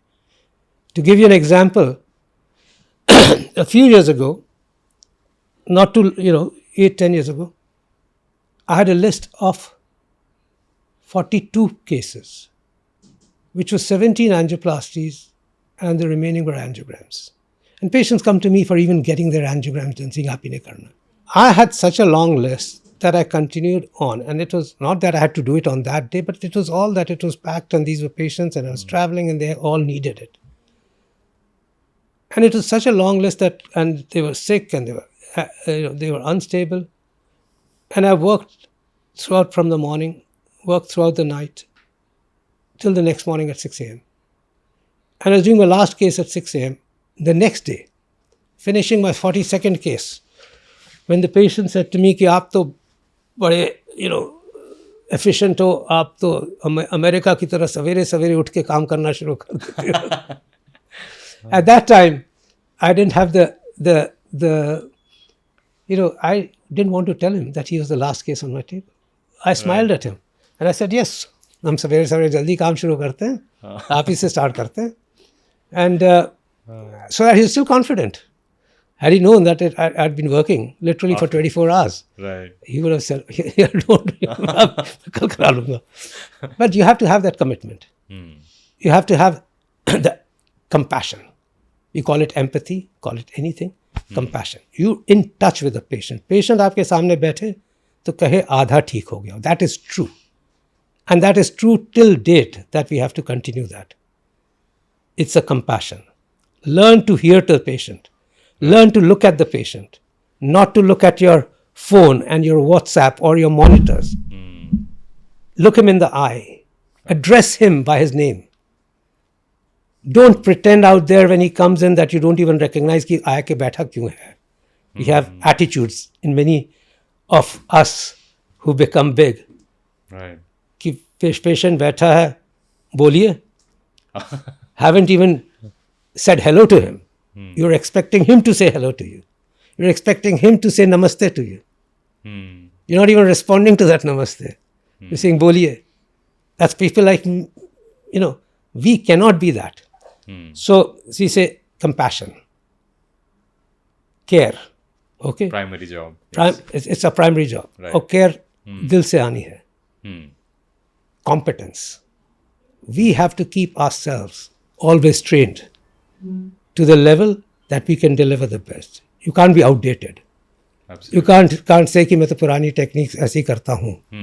You got to be up there, and therefore competence has to be maintained to deliver the best to the patients, and we know that. Uptrain yourself, upskill yourself. New things come, upskill yourself. And finally, conscience. Conscience is what drives you. जब आप सवेरे उठते हो, भगवान से पूजा करते हो, रात को थैंक आउट कहते हो, बट एथिक्स ऐसी रखो उस कॉन्शियस से कि रात को आराम से सो सको. There is no reason for your family to be supported by any money which came out of any wrongdoing from which any patient suffered. Your family should throw you out. Family should throw me out if any of their luxuries or thing came out of anything which was not earned by me by treating the patient correctly and righteously. And that is important. So अगर हम 5 C's impregnate कर लेना अपने आप में, path is very clear. Commitment, compassion, care, competence, conscience. Right. And we there. और एक और बात बता दूं इस सब में, ये जो path है ना success का, and you said where's the greatness, and I told you the greatness goes away in a split second. Yeah. ठीक है, तो greatness is never yours. So this the path आपने कहा कि how do you chalk out this path? आप 25 साल के हो, how do you chalk out this path? And I already explained to you कि I am a success of default strategy. Yes. उसका मतलब क्या हुआ? अगर मैंने path बनाया होता और मैंने कहा होता कि नहीं वो तो जॉब मैं वही करूंगा और वही मिली, तो वो तो मिली नहीं, तो फेलियर हो जाता। वो तो वेरी मैसिव। मैं पहले ही पाथ में फेलियर हुआ था। मेरा पहला पाथ में मेडिकल कॉलेज में घुस ही नहीं रखा था, फेलियर था, किसी चांस से मैं घुस गया। मैं तो बीकॉम कर रहा था। उस फेलियर की मैं इंग्लैंड तो चला गया, मगर मेरे को जॉब वाली गैस्ट्रो वाली नहीं मिली, तो वो भी मेरा फेलियर था। मैं हिंदुस्तान आया, मैं आना नहीं चाहता था, आया, बड़ी दुखी से आया, दुख से रहा, वो भी फेलियर था। तो मेरे हिसाब से तो मैं फेलियर में चल रहा था। क्योंकि जो पाथ मैं चाहता था वो तो हो ही नहीं रहा था। So what am I? Default strategy. So God creates it for you, so never forget this part of it. So आपने एक path, there was a great guru, you know, in this I had gone to this, वो होता है ना the management gurus, and they hold these sessions and loads of young managers sitting there, listening to these management gurus, and management gurus was telling the path of success. He said I'll tell you the path of success. And he said the path of success in your life, you're all 25 30 years old, there's a map. Okay, so create a map of your life. जैसे आपने पूछा 25 साल के हो, पद्म भूषण तक कैसे पहुंचोगे? Create a map. आपने बता दिया कि ये मैप है, मैं ये करूँगा, उसके 2 साल बाद मेरे को ये करना है, मैं ये एजुकेशन करूँगा, उसके आगे जाऊँगा, मैं ये कोर्स करूँगा, मैं ये जॉब चेंज करूँगा, जो भी करूँगा, आपने एक मैप बना। And the map has to be genuine. ठीक है, मतलब those map has to be genuine कि वाकई है। It's like getting to the gold. एक पॉट ऑफ गोल्ड कहीं है और गॉट बरीड 100 साल पहले, 200 साल पहले, आपको एक मैप मिल गया। मैप आपने देखा, उसमें लिखा है कि ये मैप है और गोल्ड लिखा है, but the map has to be genuine. और उस मैप मिला, map has to be genuine, but then you go to follow the map accurately.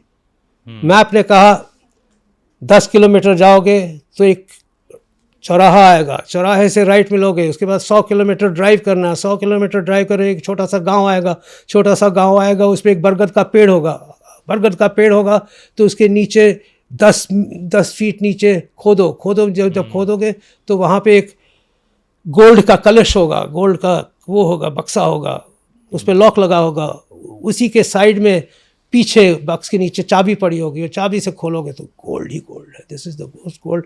ये 200 साल पहले छुपाया गया था। And you say wow, so you have a map. And I said to him, तो क्या गोल्ड मिल जाएगा? He said yes, follow the map, the map is accurate, is there, you follow it and you do it and you get to the goal. And I said, what happens? Okay, I follow it, मेरे को मिल गया, it's everything is right and I'm there, and I'll tell you I will not get the gold. He said, you will get the gold. And I said, I won't get the gold. I said, it is there. And I go down and the box was there, and as I was getting to the box and it was all golden box, 2 things could have happened to me. I could have slipped there. I fell into that 10 feet khadda. I hit my head on the same golden box that you're talking about. And उसके बाद से तो I never woke up. I never even got that gold. How do you actually make sure that I do get the gold? He said, oh, but those are chances and lucks. And I said, that's not chances and luck. That's God willed for us to get that gold. If you can't tell me how to prevent that, then you told me nothing about this path. Because even when you walk that 10 kilometers, God has to be with you. Even if you drive that 100 kilometers, God has to be with you, because उसमें भी कहीं accident हो जाता है. And even when you get that pot of gold, God has to be with you. So सबसे एक बात, you know, I would just say, never leave spirituality. Never leave. Science and spirituality have to coexist together. We as caregivers, we as healthcare providers, have to believe that we're doing it with Him. Our careers are going to be guided by Him. Our paths are going to be guided by Him. We're going to be at the right place at the right time, often. our paths, what we think has been created by us, could be the wrong paths. The alternative paths which happen will be the right paths, and we'll know it few years later. And they were the paths they'll deliver. And finally, when you get it all, and it all puts together into what you said, numerous awards, numerous accolades, numerous you just have one thing to say: thank God for what you did for us. Yes. The greatness is nothing. He will take it away in a second. And if you were the creator of greatness, if I was the creator of this greatness, then how could it go in a split second? अगर मैं नहीं बनाई थी तो मेरे से कोई ले जा नहीं सकता. Yeah. So, sir, what do you think about social media used by doctors? I think social media is an important platform, and we got to accept that world's changing around us, and we have to be social media savvy. But with social media platforms, I really want to emphasize that they can be used so forcefully for education, for information, for the right reasons. As doctors, we need to propagate education to the public. As doctors, we need to propagate understanding, knowledge. I don't feel that it's a platform for self-propagation of doctors. It's not a platform to engage on chit-chatting. So it's a powerful platform because, after all, it's a digital platform and has masses of reach and can influence minds in positive manner for multiple reasons, which may be health-related, which may be healthcare-related, which may be nationalistic in many ways, to do more for the country in your own. It could be related to research, science, innovation, aspirations, inspirations. And I think we are in the right position as workers for patient care, as healthcare workers, to inspire a lot of people. So we should be using it more for that reason. And of course, we have our own social platforms for exchange of knowledge and education amongst doctors, which are very important. Right. And new techniques, new technologies are passed on. So many of the Twitter groups amongst doctors for medical purposes are tremendous to pass on techniques or technology, new tips or new papers, or discuss papers, discuss education. Even invites for congresses. Yeah, absolutely. I mean, so education, information, techniques, technology, professional, inspirational, and public education, public motivation, nation building are positive. Right. Self-building, self-glorification, and conversing. Yeah, is also possible. Possible, but unnecessary. Unnecessary, right. Sir, can you quickly walk us through what was angioplasty like in 80s when you started, and what is it like now? Angioplasty in the 80s was extremely crude. Large guiding catheters, large sheaths, crude balloon technology, basics. Now, those were advanced at that time, as you say. Right. And advances were happening every year with new techniques and technologies. But we're now shifting gears to 35 years ago versus now.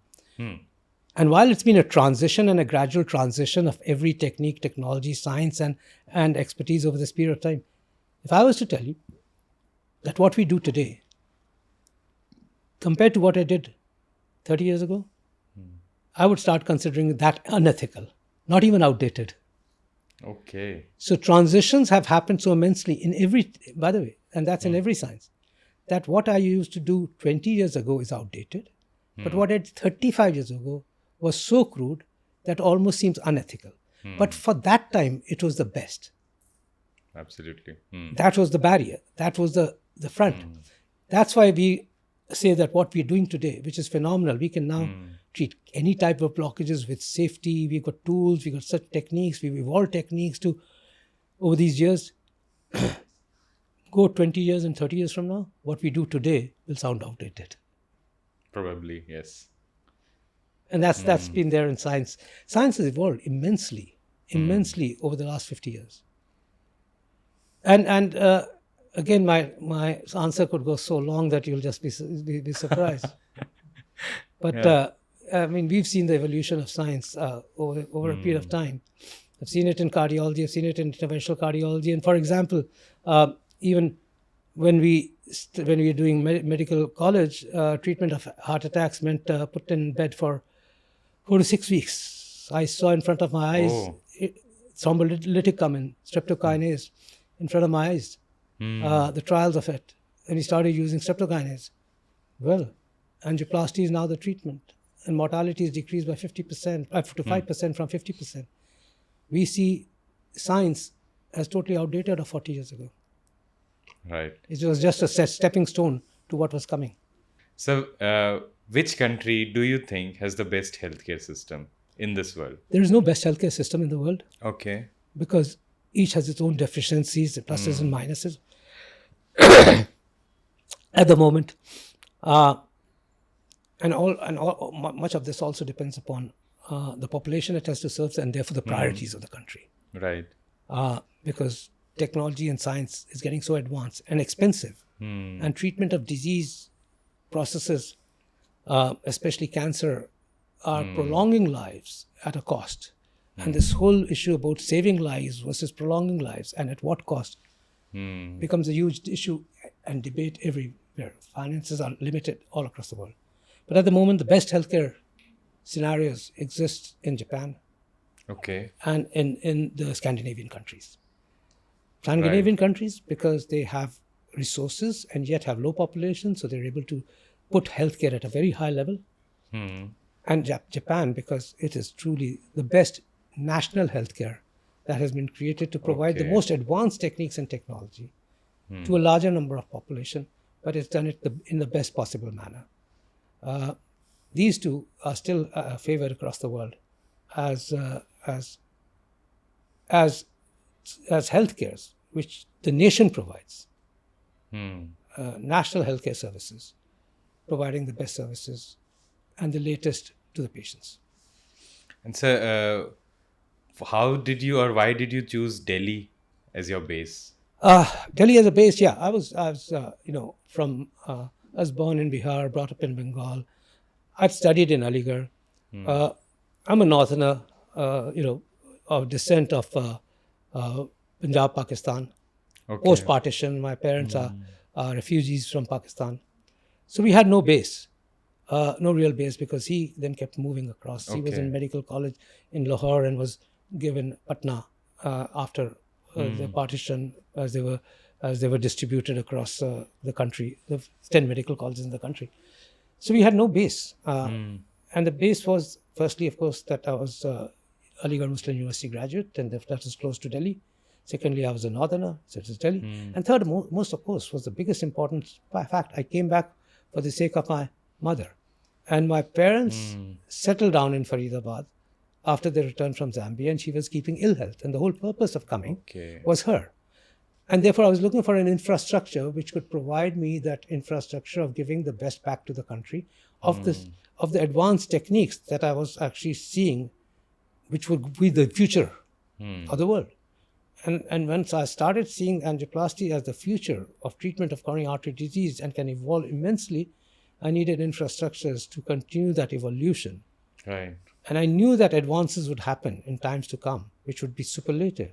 But I needed to not just keep up with the advances, I needed an infrastructure to deliver them continuously. So that is the reason why it was Delhi. And that, fortunately, as all this was happening, was also the plan of Dr. Naresh Trehan building up the Fortis, the Escorts Heart Institute. And when I learned that he was building Escorts Heart Institute as a clear vision of creation of what has been in the West, because he was based in New York and I was based in England. And when we met, and his visions was synced in, like he was going to create the biggest infrastructure and the best. And it is truly, for that time, it was the biggest and the finest infrastructure ever got built for cardiac care in this country in 1988. Well, that is why we agreed that I would be the integral part of the start of the institution and deliver the interventional cardiology like nobody had ever delivered it before. So the platform, the vision, synced in with the place also. Yes, and God's will, of course. Sir, one question for our viewers. If somebody from the viewers want to do a observership just to shadow you for a while, a young either a very young PG or a MBBS intern of final year. Would you be able to manage that? Absolutely. Wow. Very, very important. I think the Yes. more young minds Hmm. we can influence and inspire, that should be our motto. Our That's motto great. should be not just that shadowing. I believe our motto should be teaching them how to deal with patients. It's not the science. Right. Science तो हम कहीं भी सिखाएंगे, Hmm. Techniques technology भी हम सिखा देंगे, Hmm. But अगर वो पेशेंट केयर को नहीं सिखाया ना, the patient is your relative and how you deal with him, how you advise him, how you talk to him. I still say if somebody shadows me, what he needs to see is at 11:30 at night, Hmm. after I've done the whole list from the morning and I'm exhausted and tired, and I want to go home, and a patient's relative even at 11:30, after I've just finished the case and said everything is fine, now I'm going home, and he says, इनको घर जाके खाना क्या दें? I have two options. I can either tell him कि रात के 11:30 बजे यही पूछता था, मैं तो परसों भी ये बता दूंगा खाना क्या खाए, है देखा नहीं कि मैं सवेरे से काम कर रहा हूँ और क्या मैं अब तक खाना नहीं खाया, आप मेरे से पूछ रहे खाना क्या खाएं. वो तो बता देंगे जब घर जाएंगे. और आई कैन टेल हिम कि घर जाके ना उनको ज़्यादा फ्राइड ना देना, ये खा सकते हैं, ये नहीं खाएं, Right. और घर का खाना खाएं, बाहर का खाना अवॉइड करें. It takes the same number of sentences. But makes a whole lot of Made a difference whole in effect their... in their mind, in their lives. Yes. If he asked me at that time, he must have a thought process. Hmm. Answer कर दो, he is happy. क्या होगा? The next day, he's saying, when he goes home, even if a small complication happens, he'll say, doctor तो बड़ा अच्छा था, जो होना था ये प्रॉब्लम हो गई. You didn't empathize with his thoughts. छोटी भी complication है, कहता वो तो ऐसी जल्दी में था. Oh. It's not that what he thought. It is But you'll also feel better. you feel better when you go Yes. home. Same number of words, same number of sentences. You're happy went home. He's happy went home. आप झल्ला के भी चले गए, वो थोड़ा sad होके चला गया. Got it. Number of words. But sir, thank you for this amazing opportunity for our viewers. I hope and I know already what to ask them, their mission, their commitment, and their path. But yes, it would be great. And sir, one final question before we finish it. I have searched a lot about it. What exactly, I want to hear it from your words, your mouth. What exactly is cardio exercise? And what kind of exercise are needed for heart health? It's very simple. I also did a blog on this. Heart health revolves around 200 minutes of aerobic exercise daily, 200 minutes of walking, which translates it to 40 minutes 5 times a week, which is 5 minutes of build-up, 5 minutes of cool-down, and 30 minutes of brisk walking. And brisk walking is defined as approximately for a average adult would be around 5 to 6 kilometers. But as age goes on, it's defined as if you can talk only one sentence with your partner when you're walking, then that's brisk exercise. Oh, wow. Okay? If you can have a conversation, you're walking slowly. And if you can't talk at all, then you're walking too fast. Okay. This lowers your risk of heart attack by 25%. 25%. And that's huge. That's Okay. huge. Because it takes care of your cholesterol, it takes care of your obesity, it takes care of your diabetes, it takes care of your hypertension, it gives you positive sense of well-being, it gives you endorphins, and it actually relaxes you. So it actually takes away all the risk factors and that's all you need. Heart healthy exercise, brisk walking. It's anaerobic, so you can actually do swimming, you can do cycling, but it's brisk walking. You start running. Anything you do more than this will help you with weight loss, can help you with stamina, can help you with other things, but will not help anyway increase your heart health. Okay. So you can do 1.5 hours, it'll just make you lose more weight, you'll be feeling fine. You do heavy weight lifting, etc. It is not a heart healthy exercise. You will develop muscles, you'll develop physique, you'll develop good looks. Bone health. Bone health can happen, but you're not changing heart health. Got it. So differentiate between heart health and gymming. Mix both. That's why they mix aerobic and anaerobic exercises. But bodybuilding is differentiated from heart health. And that's what heart healthy exercise is. Well, You can fit your heart healthy exercises. You can't do walking, fit it in your daily routine. Go at work, climb stairs up and down. Climb that to the 5th floor 3 or 4 times a day. You can do it in splits. You can do 20 minutes morning, 20 minutes in the evening. You can walk from your metro station to your home. You can fit in walking in multiple ways. But अगर अपने लिए और चीज़ का time निकाल सकते हो, newspaper पढ़ने का टाइम निकाल सकते हैं, किताब पढ़ने का टाइम निकाल सकते हैं, पिक्चर देखने का टाइम निकाल सकते हैं, टीवी देखने का टाइम निकाल सकते हैं, तो अपने हार्ट के लिए टाइम निकालना ही है. सो आपके जो कहते हैं कि हार्ट डिजीज़ से बचना आपके हाथों में नहीं, आपके पैरों में. Right. Thank you so much, sir. Thank you for this amazing, amazing podcast. And I believe everybody must have learned something out of it. Thank you, Dr. Naman. It's just a pleasure to be with you. Thank you, and sir. I hope that the reason I sat through all this Yes. is more for the young gen of our nation, the young doctors. I hope they understand, get some messages out of it. For me, this has been a big journey, but it's also been a very learning experience. I can't be the most learned to get here. I actually learnt a lot of things while getting here. Thank you, guys. Thank you for watching. Please like, share, subscribe. Send it to your family, send it to your friends. And also, those of you who are interested in working with Dr. Ashok Seth, learning from him directly, his research, his methodology, his way of communication, treating patients, send us emails, comment on the podcast, and we'll see that one of you gets to be in that position. Thank you.